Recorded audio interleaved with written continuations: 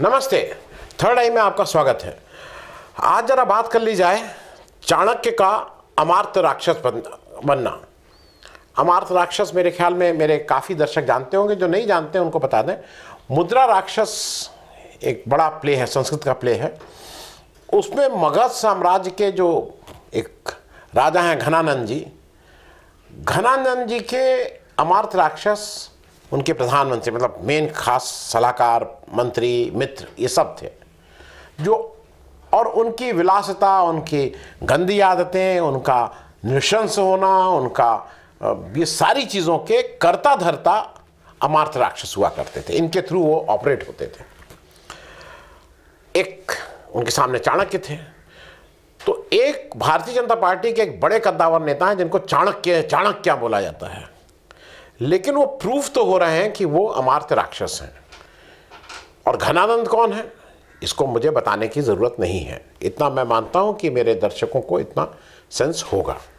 ये भी फैक्ट है कि जब चंद्रगुप्त मौर्य मगध साम्राज्य पे विजय हासिल किए तो ये जो अमात्य राक्षस जी थे ये गायब हो गए थे। अब वो एक लंबी कहानी हो जाएगी, आप लोग उसको फिर बाद में कभी बात करेंगे। अब हम लोग आ जाएं करंट उस पर।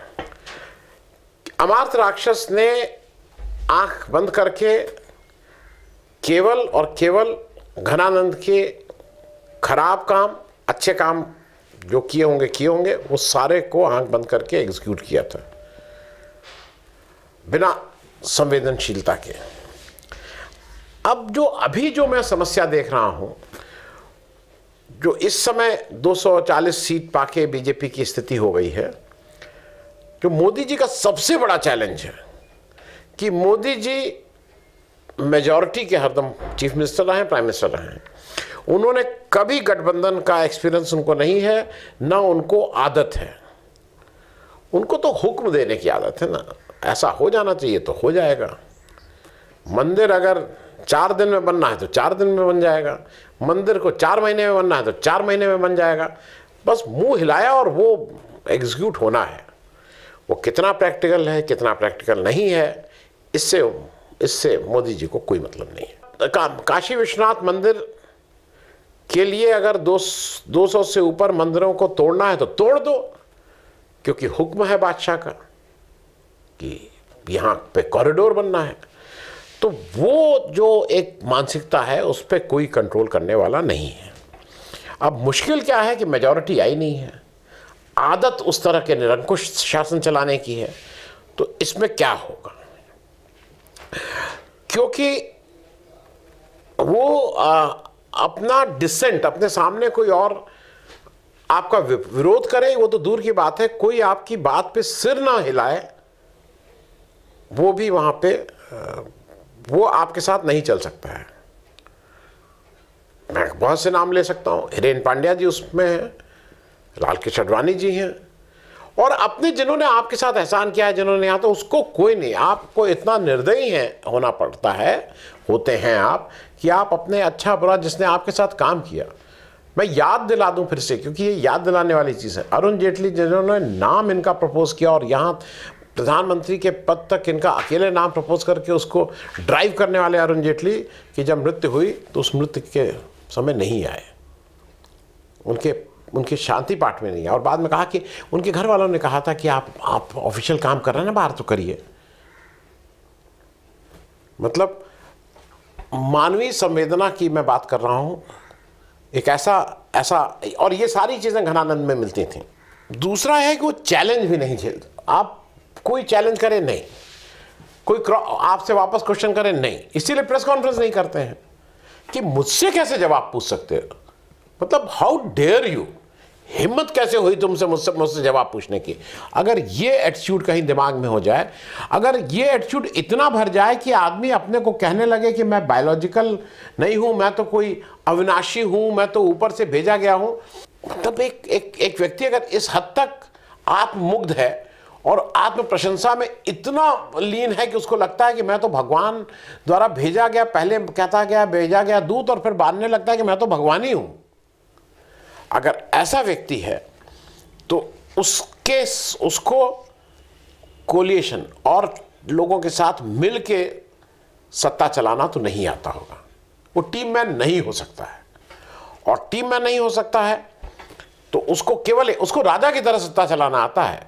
उसको किसी लोकतंत्र जहाँ पे पार्टिसिपेटिव डेमोक्रेसी, पार्टिसिपेट मतलब कलेक्टिव डिसीजन मेकिंग है, नहीं, ये उस राजा के लिए नहीं है। और इन सबके बीच में जैसे घनानंद को एक व्यक्ति चाहिए था जो उसके अच्छा बुरा जो भी है उसको आंख बंद करके बिना क्वेश्चन किए एग्जीक्यूट करे, वैसे ही हमारे मोदी जी को एक व्यक्ति चाहिए और वो व्यक्ति अमित शाह साहब हैं। अमित शाह साहब को उनके सारी चीज़ों को करना है। अगर हम जाके, अब वो साधना हो रही थी, क्या हो रहा था जहाँ पे, अगर हम एक फ़ोटो सेशन करने जा रहे हैं 40-48 घंटे के लिए कन्याकुमारी, तो कोई व्यक्ति चाहिए जो बिल्कुल मतलब निर्दयी होके आपके आने वाले प्लान को करता रहे। एग्जिट पोल में दिखाओ 400 के ऊपर, अगर नहीं दिखाया तो शाम को फिर हाजिर होना। और वो काम अमित शाह बखूबी कर रहे थे, क्योंकि एक दो तीन चीज़ें, कई लोग कहते हैं बहुत विश्वास पात्र हैं, उनका विश्वास पात्र से ज़्यादा मुझे लगता है दूसरी मजबूरी। बहुत से राज के राजदार हैं, हम राज भी हैं और बहुत से राजों के राजदार हैं। वो अगर मतलब बात ओठों से निकली तो बड़ी दूर तक चली जाएगी, तो अफोर्ड नहीं कर सकते हैं उस व्यक्ति को, नाखुश तो नहीं बोलेंगे, उस व्यक्ति के कहीं ना कहीं फिर उसके जाल में तो आ ही जाते हैं।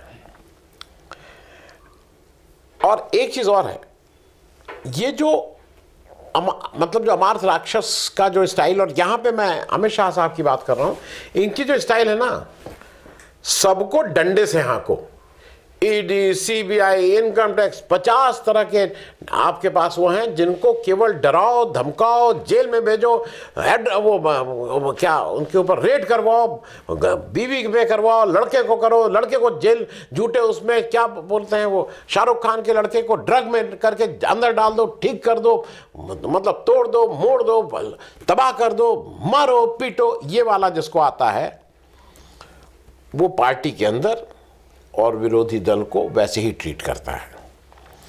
मैं इसलिए याद दिला दूं, जो अपने पार्टी अध्यक्ष का हाथ पकड़ के ऐसे झटक देता है, चल किनारे, हिम्मत कैसे हुई कैमरे के सामने आने की, ये उस एटीट्यूड की बात मैं कर रहा हूं।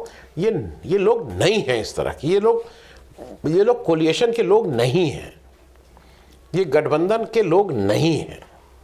गठबंधन इसलिए करते हैं कि उसको कैसे खाना है, मैं घर में आपके किराएदार बन के आऊंगा और आपके घर को कैसे हथिया लूं, इसमें महारथी हासिल है। और दूसरा है, विपक्ष में सबको गाली दो, सबको गाली दो कि देशद्रोही, राष्ट्रद्रोही, पाकिस्तानी, मतलब क्या क्या गाली ना दो। तो जिसके पास केवल यही अस्त्र है, उसके लिए अब जरा जब पूर्ण बहुमत नहीं मिला है तो मामला थोड़ा दिक्कत वाला हो जाएगा। तो अब दिक्कत कहाँ कहाँ होगी? पहली चीज़ ये है कि 240 है, सबसे बड़ा चेहरा मोदी जी, गारंटी मोदी जी की। तो अब जो बाकी साथी लोग हैं उसमें मेनली 2 लोगों का असली रोल है, एक नीतीश कुमार जी और एक चंद्रबाबू नायडू जी। जब चंद्रबाबू नायडू कह रहे हैं तो 16 सीट के साथ साथ 2 सीटें जो जनसेना उनके सहयोगी दल को है उसको भी मान लीजिए, तो 18 सीट, 12 सीट नीतीश जी की, 30 सीटें एन ब्लॉक 2 लोगों के पास हैं। अब मुझे जो मेरी जानकारी, मोदी जी पे तो मान लीजिए फिर भी राजी हो जाएं, ठीक है भाई, आपके साथ एनडीए में रह के इलेक्शन लड़े हैं, सीटें आई हैं, तो मोदी जी तो ठीक है भाई, तो हम मंच भी शेयर किए हैं। लेकिन जो असली गुत्थी, जो असली उलझन, जो असली रोड ब्लॉक है, वो है गृह मंत्रालय। गृह मंत्री के रूप में मुझे नहीं लगता है कि अमित शाह किसी को भी स्वीकार्य हैं, क्योंकि इसमें जो चंद्रबाबू नायडू हैं, उनको जेल जाना पड़ा था, उनके घर पे भी ईडी और आईटी और ये सब रेड हुई थी, तो वो अमित शाह की दवाई का स्वाद चख चुके हैं। आज मजबूरी है, ठीक है, लेकिन अब मजबूरी नहीं है, मैंडेट आ गया है, विधानसभा में मैंडेट है, चीफ मिनिस्टर बनने से तो कोई रोक नहीं सकता है। 16 एमपी जिता के लाए हैं, तो किसी भी पार्टी में स्वागत रहेगा, चाहे एनडीए हो चाहे इंडिया हो, तो टर्म्स तो अब वो तय करेंगे।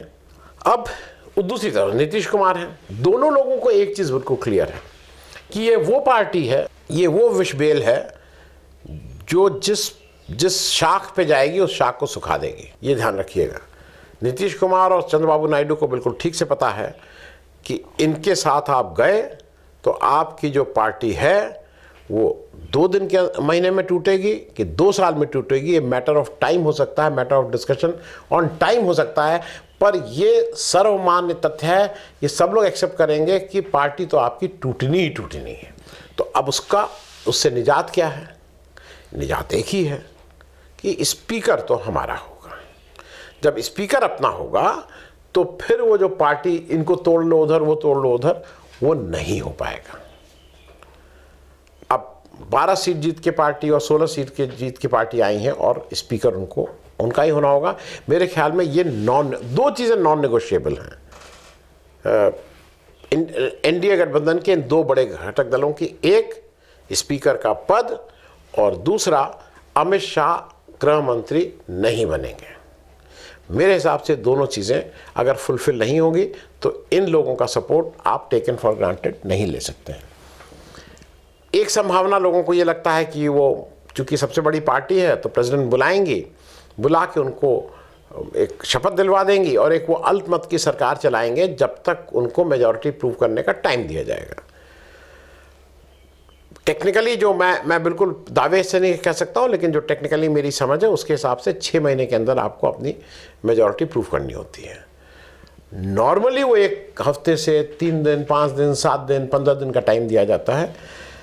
अब ये देखने वाली बात होगी कि राष्ट्रपति जी उनको 1 हफ्ते का टाइम देती हैं कि 6 महीने का टाइम देती हैं, लेकिन इसके बियॉन्ड नहीं। अब कोशिश ये होगी कि अगर माइनॉरिटी गवर्नमेंट है दूसरे को कैसे तोड़ा जाए, और कुछ तो इसमें रास्ता है नहीं। दूसरा ये भी है कि ये नीतीश जी और चंद्रबाबू नायडू को भी समझ में आ गया कि इनके साथ कितने दिनों का साथ है, क्योंकि मोदी जी जिस तरह के पॉलिसी करते हैं, एक तरफा बयान दे देते हैं, वो अपने कैबिनेट कलीग को जगह अपने साथ नहीं बिठाते हैं, तो एनडीए के पार्टनर्स को क्यों बिठाएंगे। अब दूसरा जो पार्टी के अंदर समस्याएं चल रही हैं वो भी थोड़ा हम लोग डिस्कस कर लें। पार्टी के अंदर आपको मैं एक वीडियो लगा के दिखा दे रहा हूँ। वीडियो इसलिए लगा रहा हूँ कि ये भाजपा के कोई कार्यकर्ता जी हैं, अगर कोई आइडेंटिफाई करना चाहेगा तो 2 मिनट में आइडेंटिफाई हो सकते हैं। जैसा वो क्या क्या बोल रहे हैं अमित शाह के लिए, बात ये हुई है कि ये कहीं ना कहीं बीजेपी सर्किल में एक मरमरिंग है कि भाई योगी जी ने हरवा दिया, योगी जी ने हरवा दिया। अरे भैया, योगी जी ने टिकट बांटा था। टिकट बांटते समय योगी जी ने टिकट बांटा था कि अमित शाह जी आपने टिकट बांटा था? तो योगी जी ने हरवा दिया, योगी जी ने हरवा दिया क्यों करवा रहे हैं? ऐसा है, माननीय अमित शाह जी उर्फ गुजराती नकली चाणक्य अमित शाह, इतना अहंकार मत पालो कि अब तुम्हारी हालत खराब हो जाए। योगी जी को तुम बोल रहे हो, योगी जी सीट हरवाए हैं, योगी जी सीट हरवाए हैं अमित शाह। योगी नीरज शेखर सिंह योगी जी के मित्र थे कि तुम टिकट दिए थे? सलेमपुर से टिकट तुम दिए थे? ओम प्रकाश राजभर से गठबंधन करने के लिए योगी जी कहे थे? कौन कहा था? तो जब सब दलाली तुम किए, सब चाटुकारिता तुम निभाए, चोरी तुम किए, ठेका गुजरातियों को बनारस में तुम बांटे, ठेकेदार कितने बनारस में तुमको नहीं पता है? 100 करोड़ रुपया तुम खर्चा करवाए, पूरे ठेकेदारों को बनारस में बसा दिए, सारे गुजरातियों को बनारस में बसा दिए, बेचारे बनारस के व्यापारियों का तुम धंधा चौपट कर दिए, वहां से तुम कमाई करने लगे, अपने बेटे को क्रिकेट एसोसिएशन में घुसाकर वहां दलाली करने लगे। वो पूर्वांचल में तुमने हर सीट बेची। अमित शाह, तुमने गाली देने के बावजूद, बाबा के मना करने के बावजूद तुमने ओम प्रकाश से गठबंधन किया, तुमने दारा सिंह चौहान से गठबंधन किया, तुम सबको टिकट बांटे और बोल रहे हो बाबा की कहने से है। बेशरम बेहया आदमी है। अरे तुमको जिता दिया गया इसलिए क्योंकि बाबा थे, नहीं तो तुम तो गुजरात से तड़ी पार थे, अब जेल चले जाते। जो बनाना बिगाड़ना होगा बिगाड़ लेना, कह रहे हैं, समझ गए? चोर कहीं का। अच्छा, एक चीज और सब लोग बहुत ध्यान से देख रहे हैं। उत्तर प्रदेश में 2 लोगों को 3 लोगों को, और खास करके उसमें 2 लोगों को लेके इन्होंने बड़ी उठापटक की थी। एक ओम प्रकाश राजभर और एक संजय निषाद। दोनों लोग बहुत हार्ड बार्गेनर थे कि हमें तो ये MLC बनना है, फिर मंत्री बनना है, चाहे कुछ हो जाए। इलेक्शन से 10-5 दिन पहले इनको योगी जी की इच्छा के अगेंस्ट, क्योंकि ओम प्रकाश राजभर भी योगी जी के बारे में बहुत ही खराब शब्दों का इस्तेमाल किए थे और संजय निषाद भी उनके लिए व्यक्तिगत लेवल पे गंदे शब्द बोले थे, लेकिन उनके योगी जी के इच्छा के विपरीत जबरदस्ती पुश करके अमित शाह ने इन दोनों को मंत्री बनवाया। दोनों के लड़कों को टिकट मिला। संजय निषाद के लड़के तो वहाँ के सिटिंग MP थे। संजय निषाद जी खुद एडमिटेड फैक्ट है, जब गए थे किसी शादी में, उनका खुद मंत्री, लड़का वहाँ का MP, और वहाँ उनकी बारात में पिटाई हुई थी। उन्होंने खुद FIR की, मैं नहीं कह रहा हूँ। संजय निषाद जी की पिटाई हुई थी। ये स्थिति इनकी कनेक्ट की है। दूसरे ओम प्रकाश राजभर अपने लड़के को घोसी से टिकट दिलवाए थे, अनिल राजभर जी को। उनको ले जाके जो दूसरे एक बड़े मंत्री हैं उत्तर प्रदेश सरकार के, उन्होंने लोगों के सामने उनसे कान पकड़वा के उठक बैठक तक करवा दी थी कि भाई गलती है, माफ़ी मांगते हैं मुझसे, ऐसा अनिल राजभर जी से। दोनों के लड़के हार गए। अब देखने वाली बात यह है कि अब इनकी यूटिलिटी तो खत्म हो गई, दे आर यूजलेस नाउ।